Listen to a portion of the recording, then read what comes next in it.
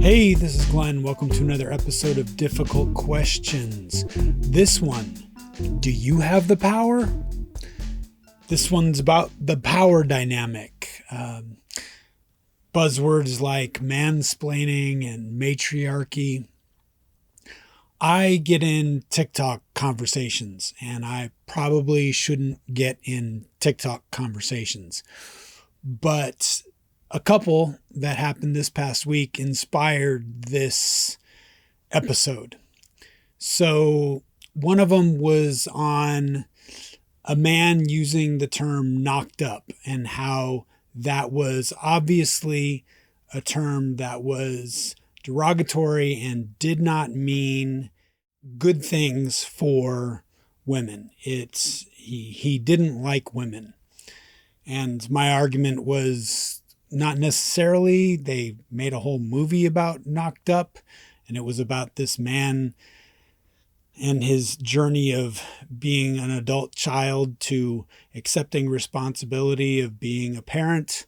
And the term knocked up when I was a youth was this term that we used in humor to kind of reduce something that meant a lot. Someone got pregnant.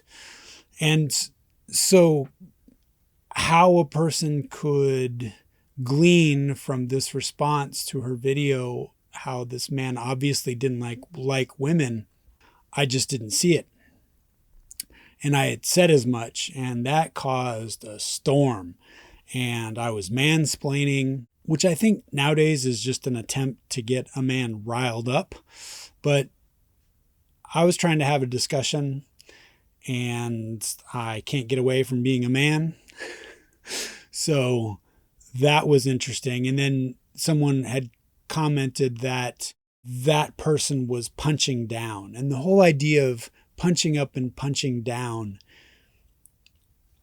it has to do with that power dynamic. And so I was asking, well, so if a man uses a woman as a subject of humor, that's automatically punching down because women are lower in the power dynamic to men, which seems like a very difficult place to be because we can't really move anywhere if women are always in a lesser power dynamic than men automatically. And I concede that in physical strength, absolutely. We have built nations on fighting, men fighting, not women fighting. But we have built a society up from that and have made room for women to have power. Now, sure, if that all goes away or when that all goes away, or it's just a man beating a woman physically, yeah, absolutely.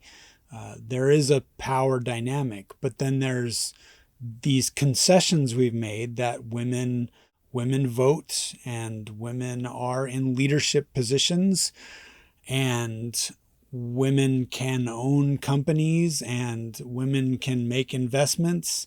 And so in that power dynamic structure, all of these power dynamics, women can be pretty powerful, I think.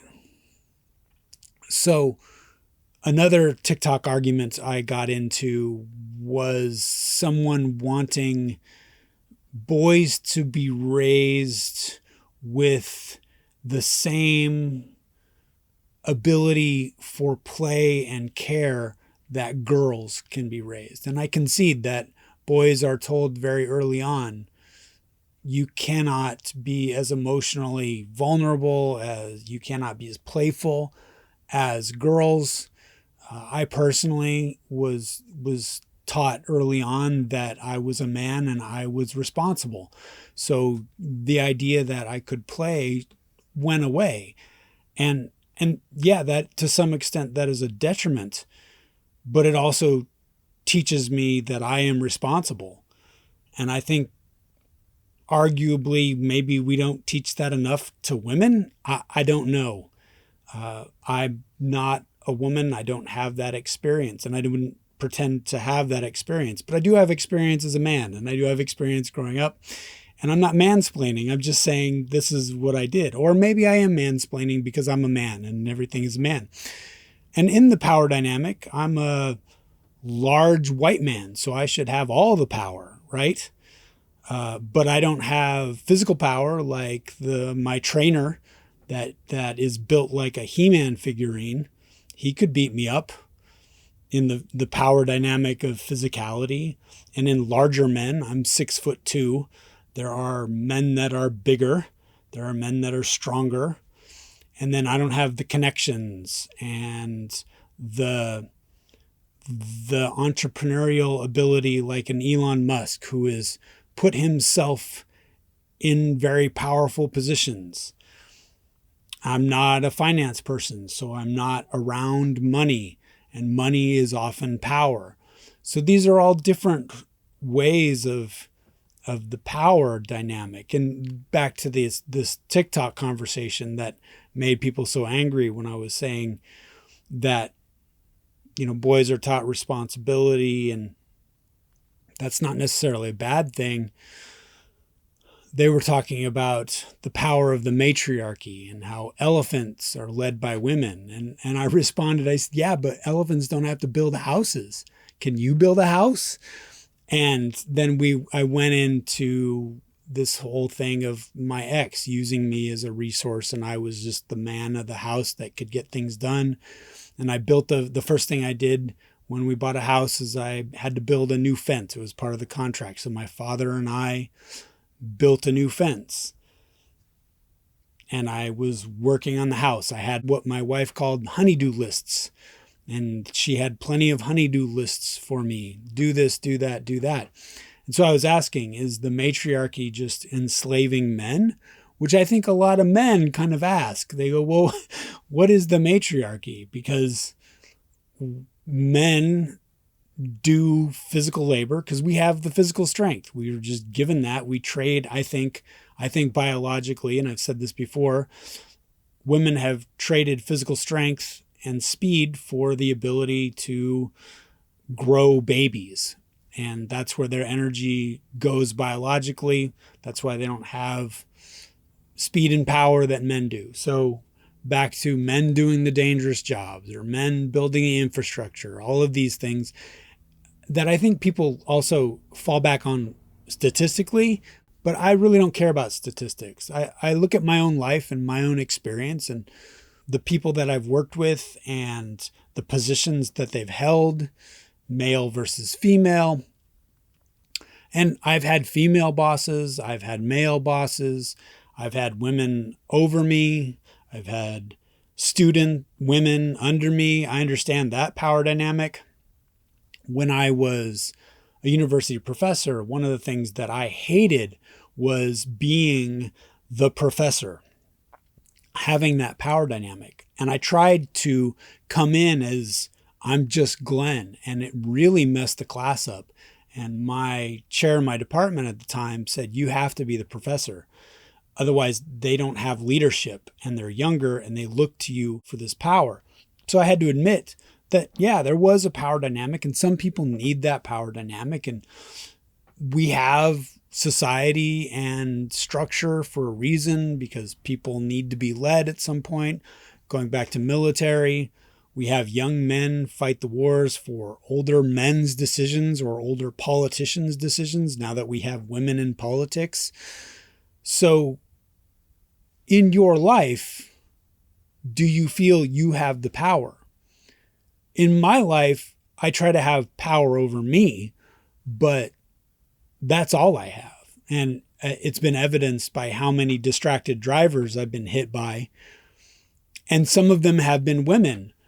And the thing that just wrecks me is more than once when I have been hit by a woman, they hit me and then they come to me crying as I am brutalized in the street and I'm bloodied in the street. And it messes with my head because they are the victim. They're crying. They're emotionally distraught. at all the destruction they created. And in some way, they're looking for forgiveness from me or something. So I don't even get to be the victim. And I think a lot of this power dynamic is this embracing of victimhood. I am the victim. And I think we're seeing all of that conservative backlash from the last 10 years of embracing victimhood as power, as people saying, no, power is power. And so we have people like Trump and all of his crew pushing people around and saying, see, power is power, not victimhood is power.